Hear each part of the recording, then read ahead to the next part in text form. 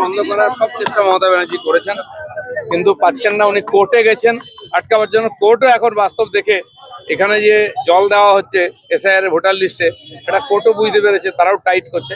এখন নতুন ধান্দা বার করা হচ্ছে, যদি এসআইআরটা কমপ্লিট না হয়, 50 লক্ষ ভুয়ো ভোটার এখনো আছে, তাদেরকে ভোটার লিস্টে রাখার জন্য এইসব চালাকি হচ্ছে।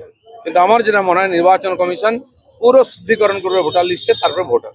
বিজেপি ভরসা তো সারা ভারতবর্ষে বিজেপি আছে 20টা স্টেটে, 3-3 কেন্দ্রে আছে, আর বিজেপি ছাড়া কোনো গতি নাই। আর পশ্চিমবাংলায় বিকল্প তো বিজেপি আছে।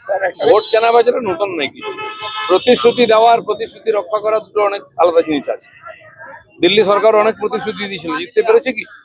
আর যারা বঞ্চিত, যাদেরকে রেশন দেওয়া হচ্ছে, দরকার হচ্ছে, ঘর বানাতে পারেনি, ঘর বানিয়ে দিচ্ছে। এগুলো তো করতেই হবে মানুষের জীবনের পরিবর্তনের জন্য।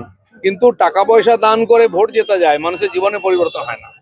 মানুষের উচ্ছ্বাস কিরকম, দোকানে দোকানে বসে আছে লোকেরা লিফলেট নেওয়ার জন্য। আপনার কোশ্চেন দিতে হয় না, আমি প্রেসকে বলছি।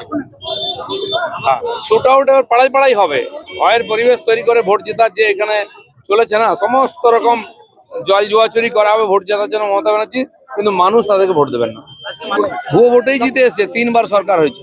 যেটা বড় বড় নেতা দেখছেন না, 50, 60, 70 হাজার করে এক একজনের বিধানসভায় ভুয়ো ভোট ছিল, মাইনাস হয়েছে, আরো হবে। এই ভোটে ওরা জিতে সরকার চালাচ্ছেন। এখনো ভয় পাচ্ছেন, বলছে আমাকে কেউ হারাতে পারবে না। পাবলিকই হারাবে।